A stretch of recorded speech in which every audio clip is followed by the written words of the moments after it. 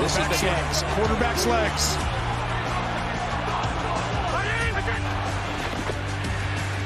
Fakes left, now taken off. Gonna run for it, he got it! And there he goes! Inside the 10, the 5. Oh, the play of the year in the NFL!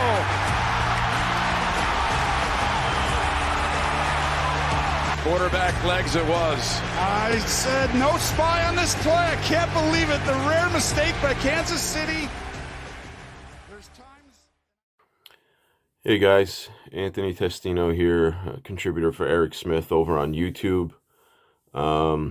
It is Thursday, like early evening, and I just want to say apologies for getting the tape out so late. Just been a very hectic week. A lot of stuff going on, like one thing after another, and brain's kind of been all over the place, and holidays, and then the Tua news dropped, and I mean, I think it literally consumed all of us, right? So, almost didn't even realize I hadn't put out the defensive tape yet, and was kind of like, whoa, what, we still got to do that. So, here we are, and I'm going to get that to you guys, hopefully ASAP, so hopefully that'll drop either Thursday night, Friday. But yeah, to those that are going to check it out, I appreciate it. I appreciate you guys, being interested in the journey of, these young guys and what, who's going to be here and what it possibly could look like, in 2026 as far as some of the players and where they're at, and, considering what they walked into the building, in the beginning of this year versus what, they'll be walking in with a year under their belt next year, right? Like how much are we going to be able to, count on those guys for certain roles and this and that, so this part is, is fun. So again, I appreciate you guys for caring about it, because it is important. It's not just, turn the TV on every Sunday, watch the game, yell at who I feel like yelling at, and pick my favorite players and be done with it. There's a lot that goes into this thing, so kind of going through the process and the grind of it all, and really figuring out, what's going on, and then, even educating yourself by watching these things, is a good thing. So again, like my hat goes out to you, because this is exactly why I wanted to do those things. I knew there were people out there that, wanted to educate themselves and, figure out, their own opinions based on, like real facts. And there's just way too much crap that goes around where it's, it's the I told you so's, it's the crazy hot takes, it's the outlandish stuff, and the people that are usually operating off of emotion usually buy that stuff up. But when you just stick to the tape and stick to what's real, I think that's where you get your best opinion. So, again, really appreciate the ones that do check it out. No secret, I am in all black here for kind of the end and the funeral of the 2025 Miami Dolphins season. Playoff hopes, might as well throw Tua in that casket as well. So yeah, it's weird times, man. It's I totally get it. Tua has not been good enough this year. I don't think it's solely him at all. My opinions throughout the year as to why I think some of these things and these issues have popped up has kind of changed and whatnot as we acquire more information and see and hear different things. But yeah, when Miami drafted him, and you spend the fifth overall pick, on a quarterback, and one is hyped up as Tua, and we had kind of tanked for him, right, for some time. It's like it felt like the plan was working, and like this was it. This was the guy that we needed in order to get this franchise back to where it belongs, be one of the consistent teams that are, in the playoffs, fighting for the division, for 10, 15 years, right? Like that was at least what I was hoping for and what I thought was really, really possible. And then when, that Baltimore game where he, leads the comeback down 35, 14, 20, whatever, that crazy game, I thought it was it. Like I'm like we have it. Like we have our guy. This is actually going to happen. The Miami Dolphins are going to be a good team, and they have an awesome quarterback. Like this is incredible. I don't even know what to do with myself because I've never had this really. Like I was as a kid, I did grow up watching like kind of the last like 5 years worth of Marino. Um, but I can only imagine what it was like to watch him 10 years earlier than that. Just totally different. And to be there at the beginning, it's like I'm sure it was special, and that's what I thought we had with Tua. So again, to see that kind of come to full circle and be where we're at today, it is sad. It is sad because it's another failed attempt. It's another situation of getting your hopes up and believing in something and it falling flat, because of whatever, reason you believe. And I do have my own, I have many. But yeah, it's definitely tough to move on, but I do think where we are today, I do think it is the right thing to do. So, yeah, it'll be very, very interesting to see where things go moving forward as far as everything, right? As far as Tua and how they maneuver that, whole thing in the contract and just, it's a little bit of an obstacle how they maneuver and, make a decision on Mike McDaniel and his future. Um, you know, Same thing with GM, does Champ take over full time or do they actually open up and look to bring somebody from the outside in. Is Anthony Weaver going to be going to be called upon to be the head coach of somebody else, right? Or does Miami believe in him enough that maybe they promote from within? Who knows? There's a lot going on. There's a lot that can happen, and right now it's just it's crazy. It's crazy times, and to be honest with you, it's a little bit of a mess because of the way the Dolphins operate. Um, so yeah, it's just a lot going on. But anyway, we are here to get into the tape, so that is what we're going to do. And again, I appreciate you guys for, checking it out and hanging in there and, considering how the season's been up and down. And, sometimes it's really tough to watch and you wonder why you subject yourself to these things. But it's because deep down, we love this team and, we'll never quit on them regardless of how bad it gets. So, um, and with that, I'm right there with you. It's the reason why I do this and the reason why I continue to do this. And the season may be over, but our focus really doesn't change. And it's kind of been the same, right? Like we've kind of already had our eyes and one foot, out the door towards 2026 anyway, right? So this just kind of solidifies, the moving on and the evaluation process for the Dolphins themselves. But again, if you've been kind of with me throughout this thing, following along, we've kind of been there already, right? So yeah, gonna get into it. I expect to see a lot of good in the first half, and then I'm not quite sure what I'm gonna get in the second half, but yeah, we're gonna get into it. We'll take a look, and then you guys can make your own decisions. So you guys know how it goes.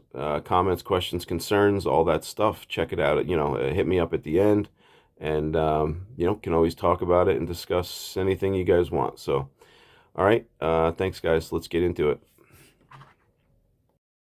Okay, guys. So the first one that we are going to jump into is a play getting close to the end of the first quarter. So nothing crazy going on in the game, quite yet. And, so far, I think we all probably saw the same thing. This defense was doing an excellent job flying around, gang tackling, and then specifically one-on-one tackling. Some of these guys were, Minka had one to the left side where he was in the hole, and I mean, it was a big, big lane for Jalen Warren to run through. Minka found a way to trip him up. There was another play where Dodson had, made a tackle. There was another play where Rasul Douglas had stuck somebody and Jordan Brooks had to come over and clean it up. And that prevented, I think it was Kenny Gainwell from picking up the first down. Bottom line is this defense made it very, very clear that they were there to play, that night. And especially early on, they were playing fast, they were playing physical, and they were up to the test, and it was fun defense to watch. And this is another play that is just like those and fits right into that category. And I chose this one because I probably have gotten away a little bit from giving him some of the love that he deserves. Again, a lot of the same things that we kind of see, and then, they bring up a lot of the same thoughts, right? As like when we talk about the secondary and how, so of course I go into mentioning, like the way it started and these guys were signed in late August. Like, I don't necessarily want to waste time doing that anymore, but like, I do want to at the same time, like, I need you guys to remember how important that is because where these guys are now is pretty awesome, and I think some of these guys, when we're not talking about the rookies and the guys that are automatically going to be backing on this team next year, I think a couple of these guys, have really played themselves into, a better contract next year, whether it be with the Dolphins or somebody else. And, I'm referring to Jack Jones here. And, if the Dolphins decided to bring him back, I don't know how we could be upset with that because he really has kind of come a long way, and he was very transparent that early on they were trying to teach him new technique and he was trying to get acclimated there. But, basically right from the get-go, like in training camp, they're like, hey, listen, this dude's foot speed, his athletic ability, all that kind of stuff is like, it's very, very clear. Like he has all of it. He's got all the tools. And I think he's played pretty damn good this year, man. And again, I think if Miami wanted to bring him back, like he fits the youth movement, right? Like he checks the box of being like young, being hungry, being wanting to win.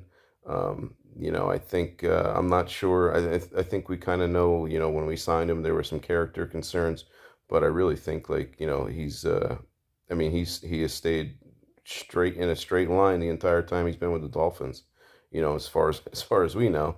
So again, I tip my cap to this dude. He's put together a really nice year, and again, I wouldn't be upset if Miami wanted to bring him back. So we'll let this run real quick. And again, like to have a corner do this, is pretty awesome. And we know that Rasul is capable of this. He's been literally doing it all year long, and other teams know that. And he also has a history, and um, he has a reputation of being a very good tackler. So if teams are going to want to run outside, if they don't have to do so for their own reasons to pick a side, right? Like our offensive line sucks on the right side, so we always run left. But if the offense, if the offense, can run to, has their choice of side, and they want to, single out a corner to leave like one on one with the running back, they're going to choose Jack Jones over Rasul. So he's been put in like this kind of position a decent amount as far as like, having to play bubble screens, having to play outside runs, and have to like show off his, physicality. And for his size, man, he holds up. Like I really respect the way this dude fights. And like I said, I'll let this play here, but that's a hell of a job. That's a hell of a job, man. And again, like the Steelers kind of put the Dolphins in these positions quite a bit, and in the first quarter, Miami stood the test every single time. They made the tackle. Like I said, the only chunk play to this point was a deep shot down the middle of the field to DK that was very well synced up in between coverage, and yeah, hats off to them for that. But when it came to this stuff, they like Miami was there for every step of the way. If they tackled very well, they gang tackled, they cleaned up, they didn't allow really like extra yards, and they made a lot of these one-on-one tackles where like if you don't make that and he gets to corner, like we're talking about the like does he even have the angle like where Ashton Davis is coming from? I don't know. Like if he busts this outside, he might be gone. Like Jalen Warren is not a bad back, and he is not a slow back. And I'll tell you what, he's also not an easy back to tackle one on one. So this was an excellent job, man. I mean, he saved the big play. And again, like I said, Jack has come a long way, and I really wouldn't be upset if he was one of the ones that they decided to bring back next year. Um, I could also see him following Anthony Weaver if Anthony Weaver were to leave. I think Anthony Weaver has probably been very, very good for Jack Jones and his just overall development. And I'm talking from a football player, but also probably like more so from a human aspect. So good stuff by Jack Jones. He gets a tip of the cap, and that dude absolutely has my respect. Okay, so another one that I wanted to bring up and shine some light on here is a play that is something that I had mentioned a few weeks ago. Um, I had shown a play, I think maybe even towards the end of a game where it was Zach Sealer and Zeke Biggers, and they had run a twist, and I was kind of like, sat up in the edge of my seat, like, whoa, where has that been? And what was that? And I want to see it again. And Zeke just showed some explosiveness and some good stuff and potential that like this could be the guy that Zach has been waiting for to be his buddy, be his like little partner in crime here when they try to run these things and do these things the way Christian was.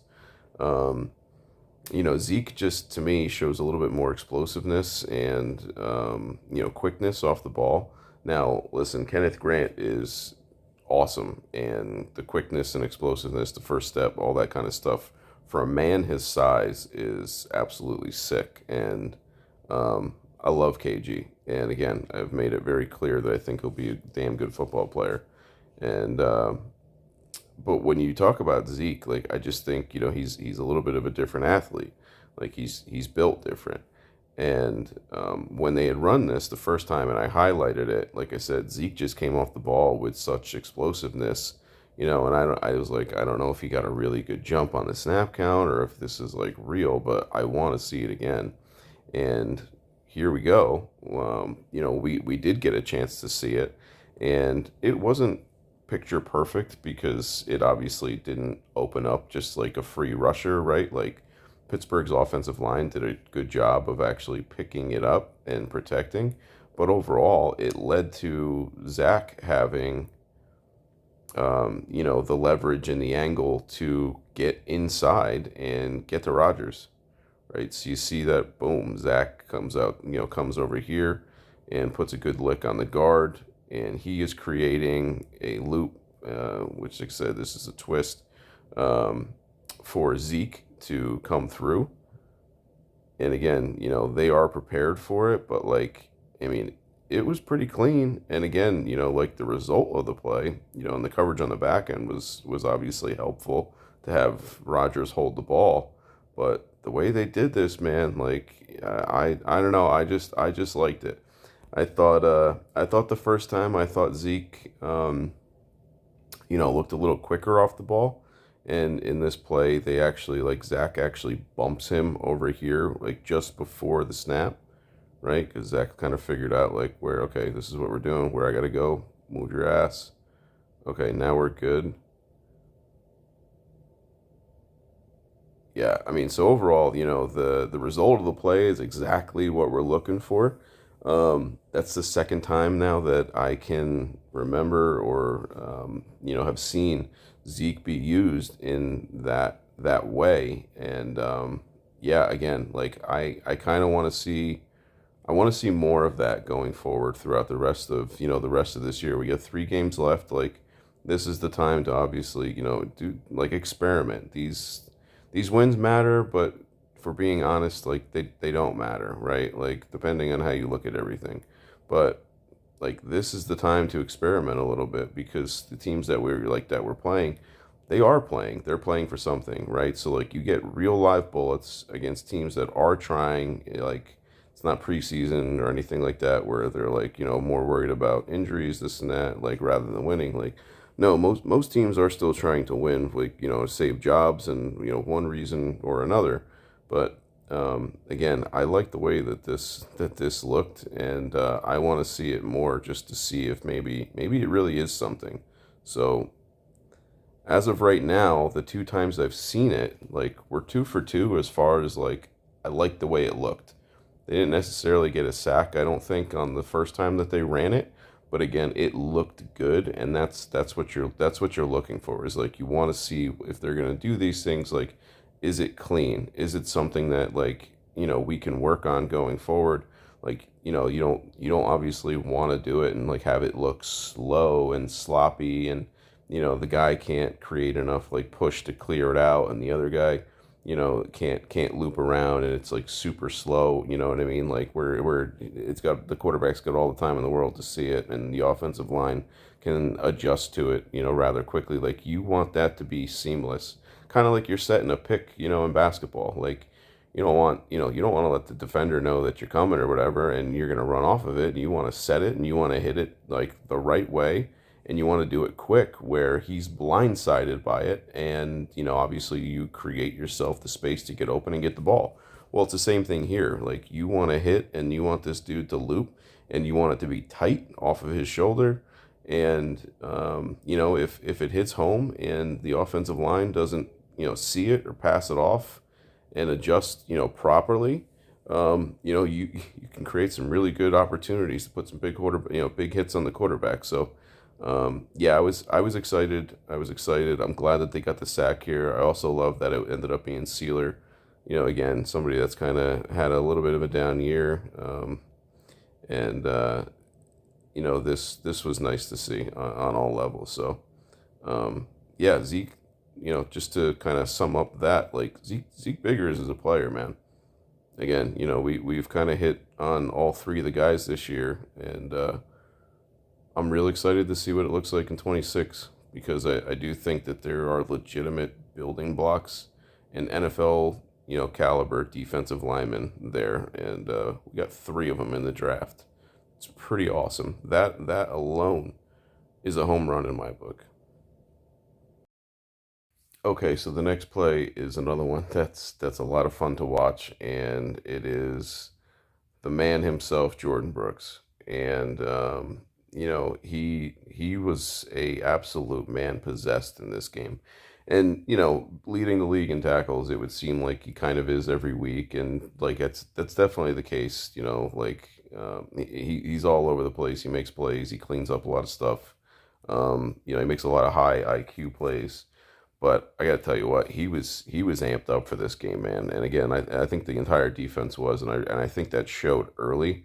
Um, but I mean, specifically in this game, I do. I mean, different, like just different. He was in monster mode, and this was awesome to see. And again, I don't, not to be repetitive, right? Like, but that's kind of what this is. Like, it's a long journey, right? There's a lot of the same steps and talking points and focal points as we go through this, and we, with the goal in mind of, we want to develop good football players and have these guys be contributors for the Dolphins, right? So, every week you watch, like, they're asked to do mostly the same thing. So a lot of this is repetitive. Um, but before the end of the season goes, I do want to make sure that I kind of, veer off the path a little bit. And, we did it a little bit earlier with Jack Jones. And I'm going to do it here with Jordan Brooks. And it probably will not be the last time, that I do. Um, but I want to make sure that, I kind of give him his flowers and his day in the sun here because he has been absolutely just awesome. I mean, I don't really have the words to describe like how just fantastic he's been.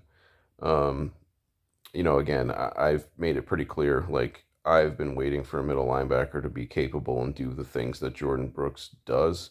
and he satisfies that need of mine, man. He's just sick.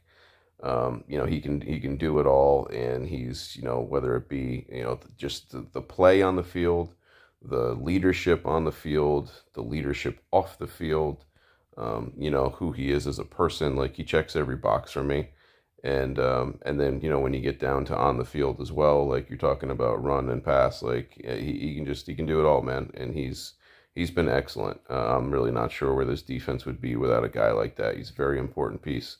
We've kind of been talking lately about, like, oh, do they sign Achan? Do they do this? Do they do that? And a lot of the answer a lot of the times is Miami doesn't have a GM in place, so we really don't know what to do, because we have no idea which direction these things, are going to go, and where things, where assets need to be, allocated to, towards. So, a lot of that is in limbo. I'll tell you what, though. Listen, without a GM, I don't care if we don't have a coach. I don't care whatever it is. If they went out and they decided that Jordan Brooks was worthy and decided to sign him to like a 3 or 4 year extension, you can sign me up for that right now, because this guy is exactly, what you want.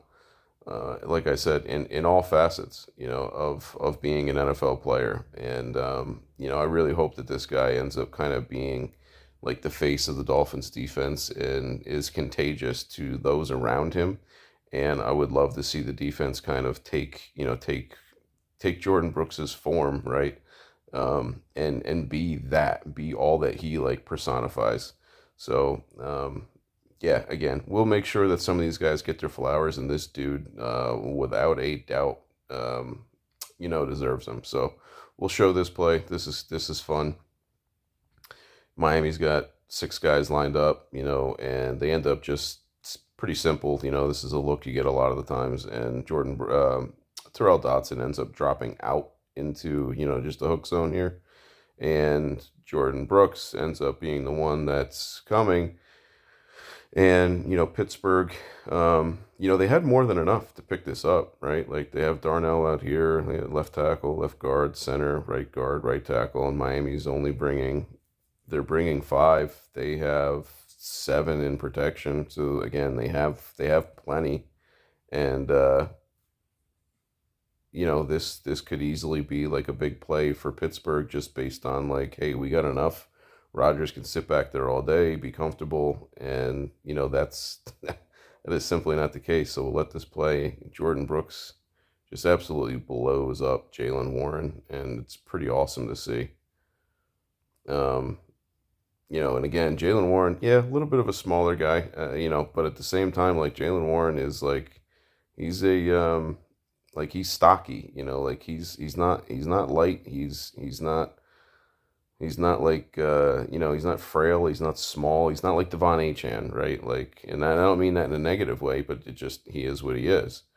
And Jordan Brooks just doesn't care. Like, we'll watch it from this angle, and I mean, he puts a good pop on him and just gets rid of him, goes and finishes the play. Like, it's just awesome, man. Like, that's exactly what you want, your middle linebacker to be capable of doing. And again, he's been like this all year long. A lot of fun to watch. And again, I really hope that he is a Dolphin for the rest of his career, I think, or until it makes sense. He's a guy that I think can really help build and be part of figuring out, what we want this next, like, Dolphins era to look like. And from a defensive perspective, I'm not sure you could point to a better guy to follow than Jordan Brooks. All pro type of year, and I'll be really curious to see what kind of honors he gets. More than deserving. So we'll see, and we'll keep our fingers crossed for him. Okay, this I want to show because it was an important part of this game. Ultimately, we know that Pittsburgh got in. This is right before the end of the first half. But I want to talk about this because it pertains to the future and kind of like, what I think is important in a football team, right? Just to kind of go over things quickly. Like, if you're going to be a good football team, I believe that you need to be able to run the football, and I need you to be able to stop the run, right? Miami's run the football pretty well this year, and there's also been improvement in that area. I also think, considering where Miami started and what they've been doing more so lately, there has been drastic, like night and day improvement in the run defense over the course of this season, from a team perspective and also from individuals, talking mostly about the rookies, right? Stepping up and really, playing their part, and just not making, Miami like a sieve, which is really what they were early on. And the season could have gotten pretty miserable if it was 17 games of teams just running at will. And it has not been that. Also, another talking point, I've seen next year, Bradley Chubb. I've seen some opinions that, were kind of down on Bradley Chubb. Like, he can go. He's an automatic, cut, whatnot. And, I definitely think you have to explore that option, considering his contract, what kind of money he saves and creates in cap space and all that kind of stuff, right? There's a lot of factors that go into that. But with no more Jalen Phillips, like, Miami is really down to Bradley Chubb and Job Robinson. And, there's no doubt that, like, edge is now, it's going to be a need, and it probably already is. So, if you don't bring back Bradley Chubb next year, I don't like who plays here, because Matthew Judon's gone and kind of over the hill anyway. Those guys are really, really, really expensive on the open market. So you usually and typically have to draft those guys if you want to do this thing the right way. And, it's kind of like, right, like when you build the team, like as soon as you get a good quarterback on the rookie deal, it's like, oh, here we go, because now we got 4 years to operate without spending a ton of cap, because our quarterback is on his rookie contract, so we'll spend it elsewhere. As far as the edge rusher, like, the edge rusher kind of falls in that category to a lesser extent, because these guys are so damn expensive and get paid so much money, like the really good ones, that you don't really want to go out there and spend, that kind of money and do that to your cap to get an edge rusher, right? If you can draft them and have them for 5 years and they're a stud, that really helps, like, your team building. So, if Miami does decide to draft one or whatnot, like, you are looking for somebody to do, like, what Bradley Chubb does, right? Like, when we look at Chop Robinson, we're, right now kind of like he's a pass rush specialist, right? That's where our brains go. It's what he is. And we're really hoping to develop him into a full-time player. And if he could be what Bradley Chubb is, and then just stay healthy, I'd be thrilled with that. I really would be. Now, with Bradley Chubb, he's getting up there in age, and again, the contract is something you have to figure out what to do with it. But again, he's really turned it up since the trade deadline, and I think I want him back, because again, just like knowing what's behind him and what it would look like in certain situations without him. I granted, maybe Miami's not exactly in a win mode, like next year where they're trying to win, and it's really just about pure development and team building and all that stuff. And that's fair. That's fine. And, at that point, you can kind of make the case for maybe moving on and bringing somebody in and just playing them to get the reps. But, you still do need veterans for, teaching and being, locker room leaders and all that kind of stuff. Blah, blah, blah, right? But again, I want to just make sure that people understand, like, Chubb has been playing pretty damn good football, and I don't think it's just necessarily like he's just, part of the trash on this team that you want to just throw out and get rid of immediately. Like, he deserves better because he's played better. He's given you much more. And, getting back to what I believe, good teams need, they need to do those, the run, like running the football, stopping the run, and then, short yardage, it becomes a part of that too, right? Like, Miami's really struggled in the short yardage situations offensively. And it's been much improved this year with Ollie Gordon and, even Jalen Wright and just, play calling, the offensive line improvements, blah, blah, blah. But also, I think their short yardage defense, in I would say most cases, has been pretty solid. It seems like a lot of the ones that we've given up is, the tush push stuff, and especially when teams are bringing in like a tight end or something to do it, it's silly, and I cannot wait for that play to be removed from the NFL. But anyway, that's neither here nor there. And yeah, so I want to show, this year, right? This is Zeke Biggers, and you got Zach, and you got the linebackers behind him, and Chubb on the edge, right? And what they're going to try to do here is wash down Zeke Biggers, and then Darnell Washington is coming over with split zone to kick out Bradley Chubb and hit this hole in between. And early on, I remember a rep that was really bad. Like, Chubb looked like he was playing with business decisions in mind and did not do anything that you were taught as as an edge guy.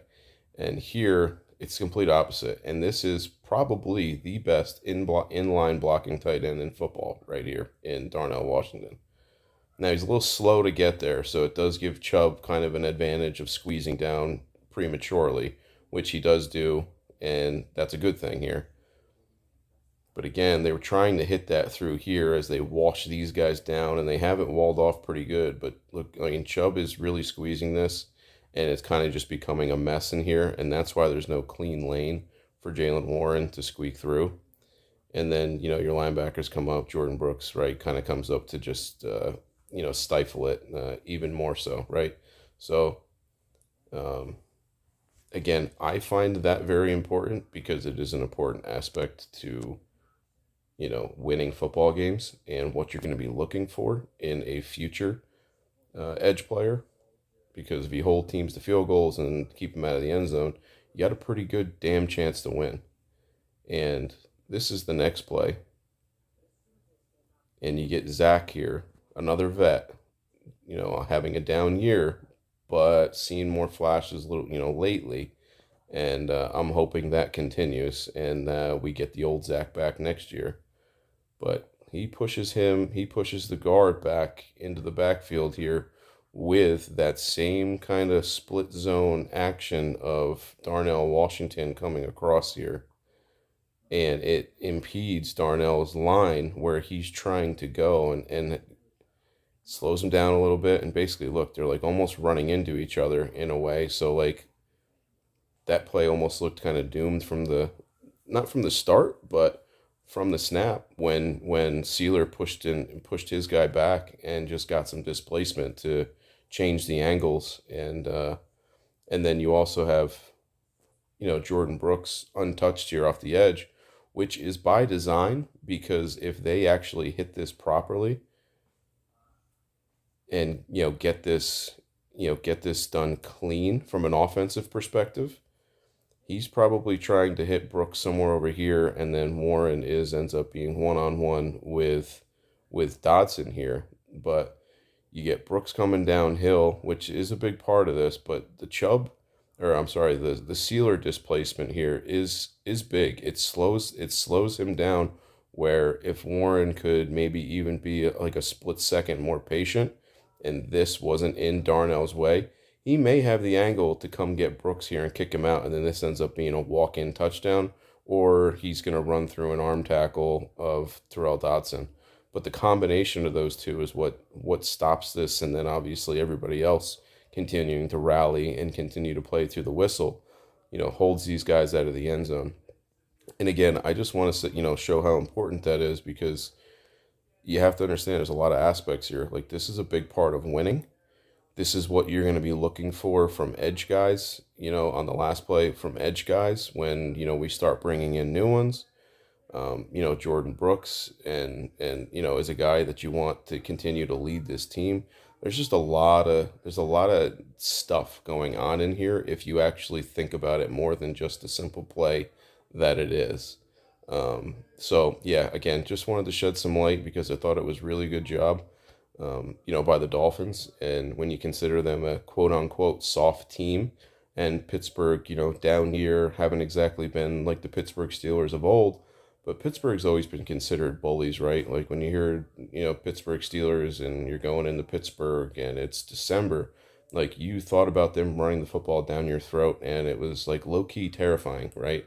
But again, like I think these guys kind of, held up to, what was being asked of them. And, going forward, I think there's a lot to be excited about. I also think there's a lot to learn. And, I think it needs to look somewhat like that as we go forward. So, yeah, again, I just think there's a lot of hidden information in plays like that when, you get successful stops, especially in very tough situations and tough atmospheres.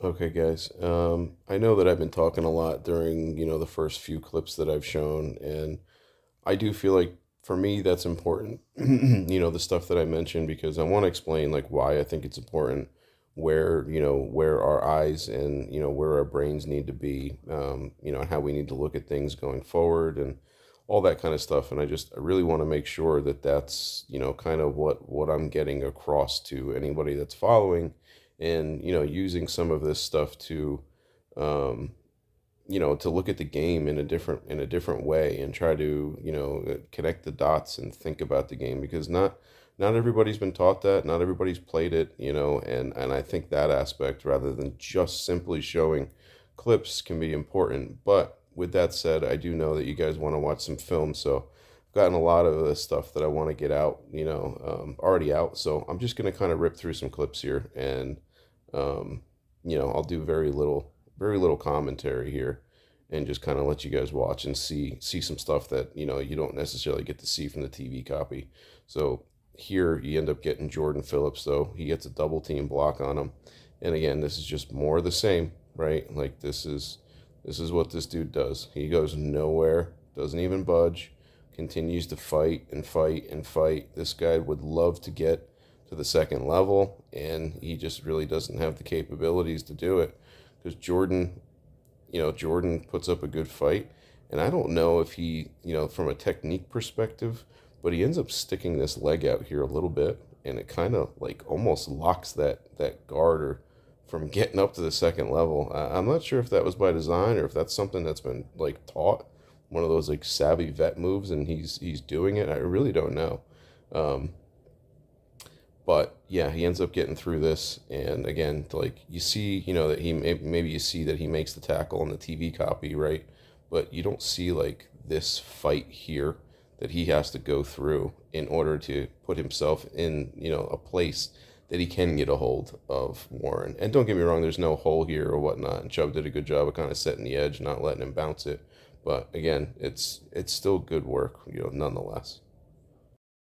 Okay, here I'm just going to highlight, something that we've talked about before. Chop needs to get better in these kinds of areas when he's kind of the targeted player in the run game here, right? So Gainwell's here.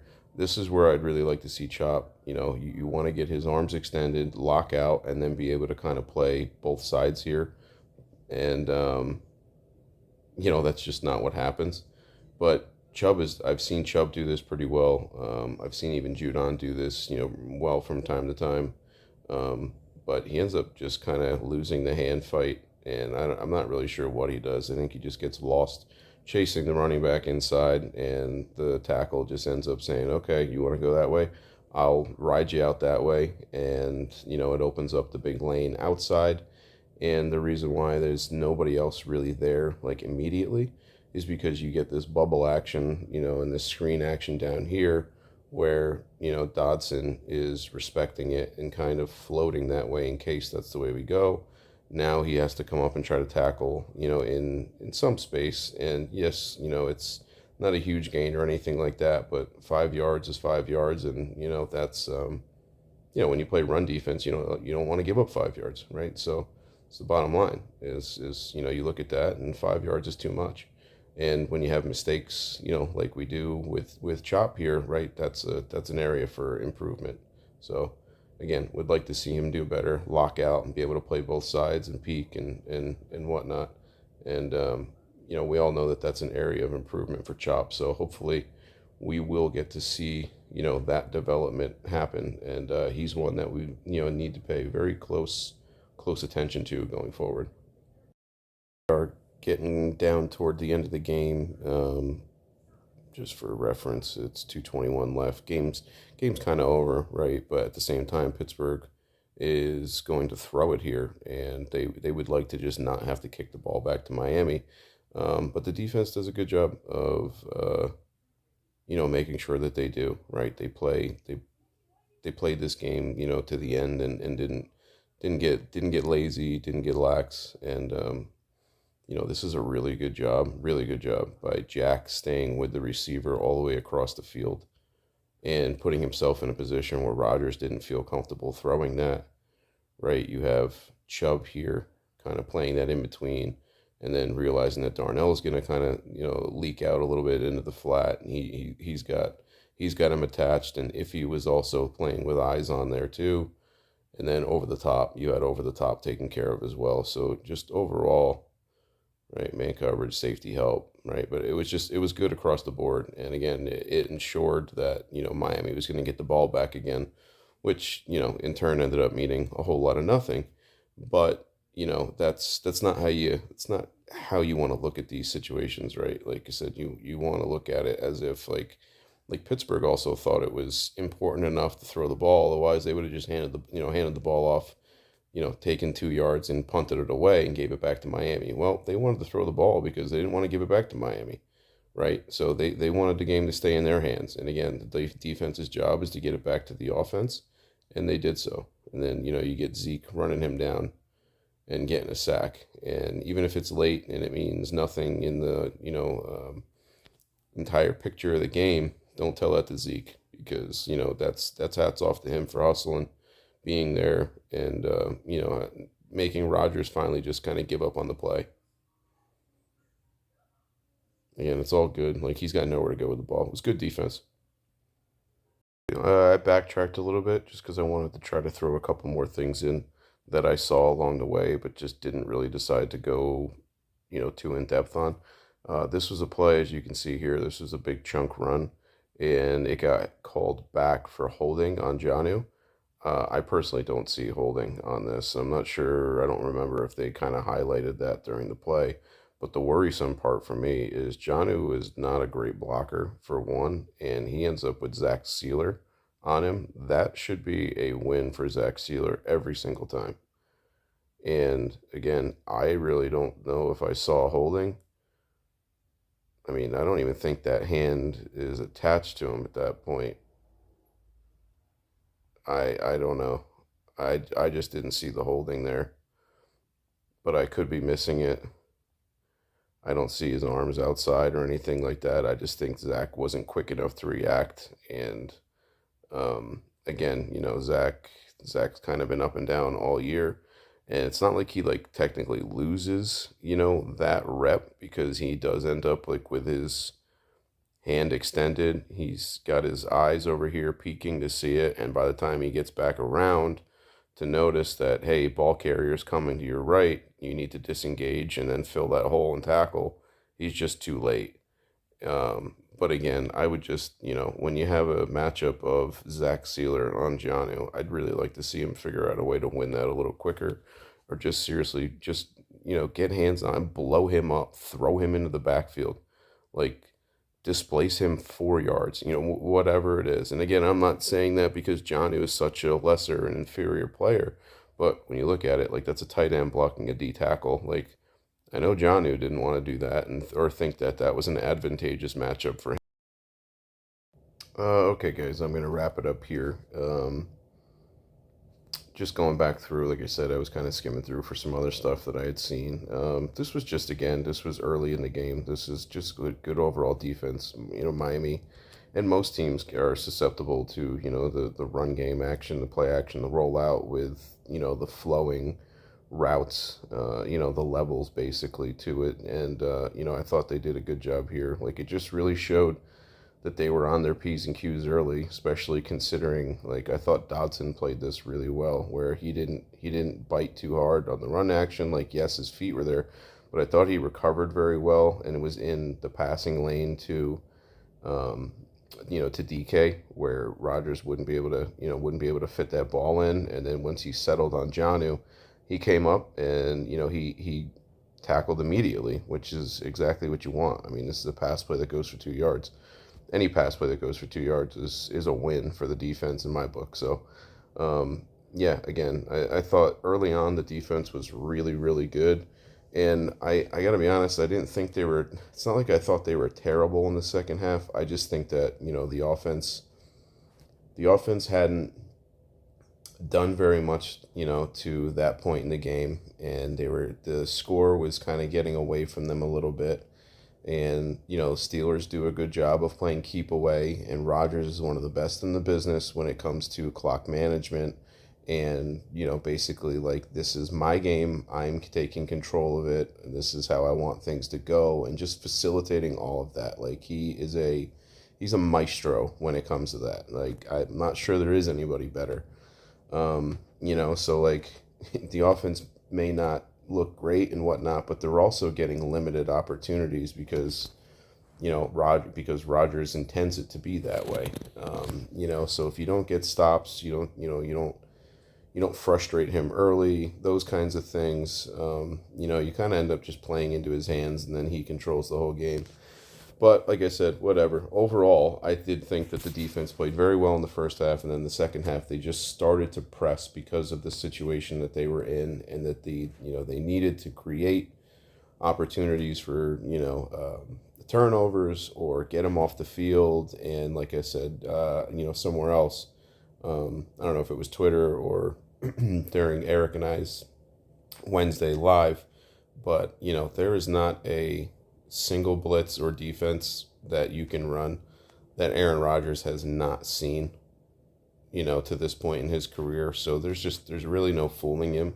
So when his brain is working and processing everything, at the speed that he's capable of, and like he's not having like an off day, he's just gonna pick you apart. That's what he does, man. He's truly incredible when it comes to that kind of stuff. So, I didn't think it was all the defense's fault, but I also think that he limited the offense, and then the offense, kind of dropped the ball, for lack of better words, not literally, but in a couple opportunities, right, where I think it was a 3rd and 1, and then they get stuffed in the backfield.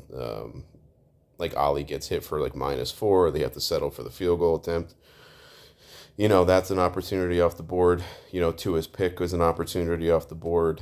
Tua's slides, gets hit in the head. They don't call anything. And I get the call. I can understand it. I really didn't have an issue with it, but you decided to punt the ball there. Like, there was just some things where I said, you know what, you're probably, like, you might need to consider going for it, because you really don't want this thing to get away from you because of how Rodgers plays. And, so again, they weren't at their best, but I also don't think that they had as many opportunities as they would have liked or thought they were going to get. So, you get that combination. Before you know it, you look at the offense and think, like, they're not doing anything. And it's partially true, but I just think, again, some of that is for lack of opportunity. As far as the Dolphins going forward, I did talk a lot about, that in the beginning, and said what I wanted to say. Yeah, I mean, again, listen, guys, you know what it's going to be going forward. We're all kind of in the same boat. We're watching and waiting for dominoes to fall and see, who is 100% going to be, here in Miami in 2026, and other things. We're kind of gearing up for who we want to be here in 2026, and that means watching the film, seeing who's playing well, seeing who's not, checking contracts, looking at free agents. We're going to start looking at draft prospects, all that kind of stuff. Like, it's crazy to say, we're not there yet in the NFL season, but for the Miami Dolphins season, we are kind of arriving at that point in time where, it's never too early to start looking ahead when, your playoff dreams are shot. if their playoff hopes were still alive and they were like legitimate, then I would say no, we're not quite there yet. We'll continue to stay, on task and present, but we unfortunately are not, and those days have passed. And hopefully we are on to better days and greener pastures. But yeah, we'll see. I want it as bad as you guys do, man. So again, guys, as always, appreciate you guys checking it out. Comments, questions, concerns, all that stuff. I love interacting with you guys on Twitter, so feel free, to reach out to me on there. And hopefully talk to you guys soon. All right, enjoy the rest of your week, and buckle up for Sunday, because I'm not sure how it's going to go, but it's going to be very interesting, one way or the other. All right, so take it easy, guys. Thanks. Okay, thank you. Trace, and back over to Achane again. I believe he's got a first down. Make up for a lot of mistakes. First and 10 after an 11-yard pass play to Achane.